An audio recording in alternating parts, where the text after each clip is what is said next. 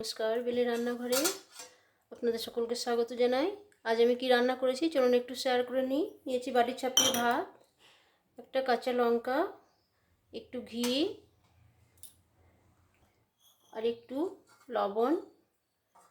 ঘি আমি বাটিতেই দিয়েছি, নিজের ইচ্ছা মতো নেবে। বেসন আর চালের গুঁড়ো দিয়ে আজকে আমি বেগনি রান্না করেছি। পরিমাণ মতো মিষ্টি লবণ দিয়ে ভেজে নিয়েছি তেলে। আর করেছি কড়াইশুঁটির বড়া, কাঁচা লঙ্কা দিয়ে বাটনা করে লবণ দিয়ে তেলে ভেজে নিয়েছি। আর রান্না করেছি আলু ভাজা।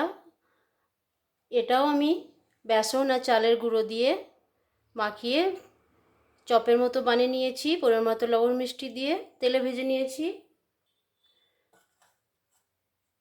পনির আলু দিয়ে কাবলি ছোলা রান্না করেছি, সম্পূর্ণ নিরামিষ।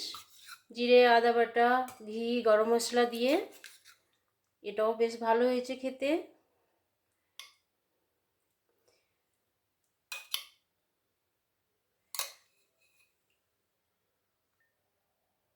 আর রান্না করেছি গুড় দিয়ে টমেটো চাটনি, সর্ষে ফোড়ন আর একটু মেথি ফোড়ন দিয়েছি, গুড় দিয়ে রান্না করে নিয়েছি একটু লবণ দিয়ে।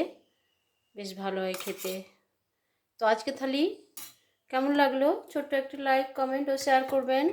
সাবস্ক্রাইব করতে ভুলবেন না। পরের থালিতে আবারও দেখা হবে। টাটা। এক গ্লাস জল তো আছেই।